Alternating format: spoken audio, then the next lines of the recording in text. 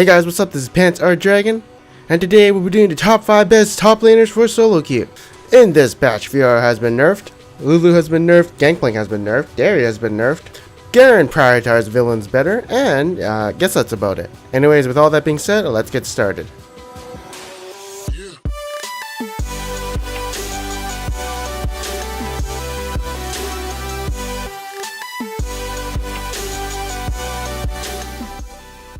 Alright, so number 5 is going to be Fiora.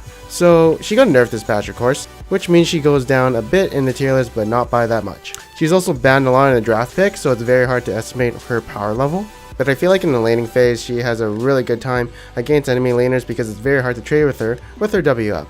In teamfights, she can lifesteal a hell lot with her Q, plus having Bloodthirst and Ravenous Hydra and her passive, and of course her ultimate. So she's very tanky in teamfights in that sense, and if her ultimate does go off, it just means her team basically won that teamfight, since the healing is more powerful than a Janna Monsoon. I will say though that, it does take a while for her to ramp up, and her mid game and late game is great. For her to have full efficiency, she needs that Ravenous Hydra and Black Cleaver. So if he can delay that power spike for a bit, then a-okay, but once she has those items, it's really scary to face her, especially when she adds a Bloodthirster to that. Next up is going to be Riven. Alright, so we're moving her up in the tiers because Fiora gets a nerf, and that means, they kind of switch places. Riven is super strong at carrying games and just snowballing onto the enemy if she gets a lead. And she's also this mega bruiser assassin in teamfights if she can get onto those squishies. She's also really good at split pushing since she can duel a lot of people, and has a lot of mobility to get away from the jungler if she tries to gank. Although, I only recommend playing her if you actually know how to play her and know all the matchups and stuff. Next up is Aurelia. So Aurelia, hasn't been nerfed yet. There's a lot of other flavor of the month champions, but I feel like she's underlooked and she's still good because nothing really happened to her. In fact, tank meta fell off, so I think that's better for her since her true damage is really good against squishier top laners. Next up is going to be Gangplank. He's been receiving a lot of nerfs specifically to his barrels, the base damage gone down by 20, and also armor penetration is going down by 20% so far since it originally came out. But I still feel like he's still good against squishies. Laning phase is where he just farms up until he can get his Triforce and Ghostblade, or maybe they just go straight up to Infinity Edge since, the armor penetration is going down on his barrels, but I'm not entirely sure. And I do feel like most of his damage does come from his barrels, but either way, he still has his ultimate, he still has his Q to pew pew people, he has a Triforce proc coming onto those barrels, and of course, it's AoE, and the slow is still there.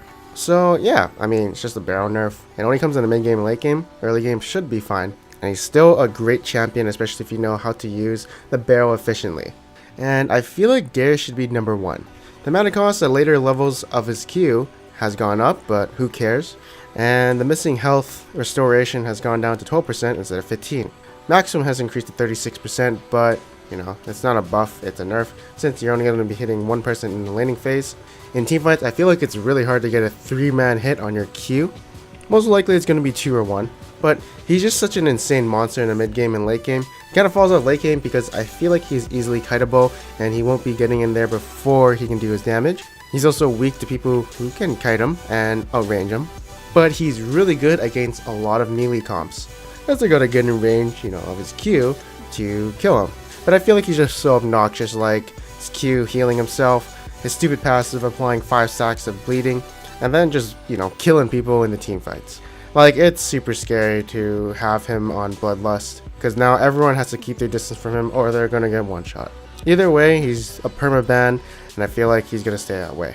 He's kind of lackluster though when he's behind, and I don't like that part. But when he starts rolling, he becomes very obnoxious. Next up are gonna be some honorable mentions. First up is gonna be Hecarim.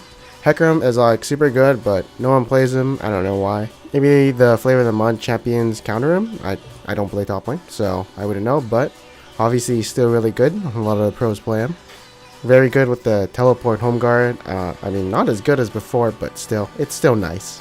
And he's just a really good bruiser. The only thing that kind of sucks about him is that Frozen Heart was one of his core items and it got nerfed, so that kind of sucks, but otherwise he's a really good champion. There's other stuff like Dead Man's Play. Next is going to be Olaf. So Olaf, He's got really nice all-in, and the Black Cleaver is especially good on him, as he gets movement speed from hitting people with his Q, and the cooldown reduction is really good on him. He's really good at rushing down immobile squishies, but he falls off late game because he's rather one of the squishier tanks. The only thing that gives him defensive stuff is his ultimate, but then again you're using that, and it's not there anymore. There's Gnar, and I dislike him to be honest, but some people like him. Very nice bruiser tank mid game, but falls off late game because mini Gnar is kind of useless. Next up is Garen. He's decent. I mean, if he gets to the mid game and late game, he's super strong, but in the early game, I feel like that's where his weakest point is. Really good for lower elos since usually those games go to mid game and late game and he'll get there.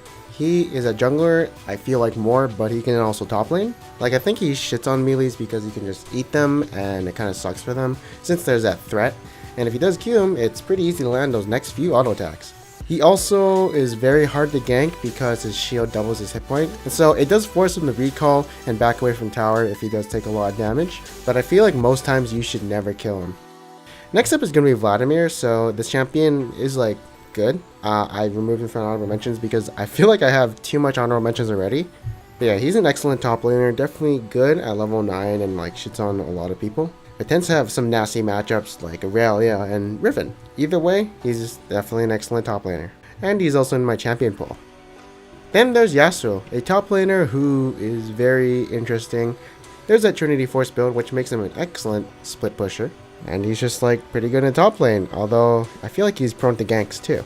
Either way, there are some creative Yasuos up there and they make him work. Anyways, thank you guys for watching this video. I hope you guys enjoyed it. Please leave a like if you do like this video and support the channel. It really does help a lot. And comment below on who you think is the #1 top laner in your opinion.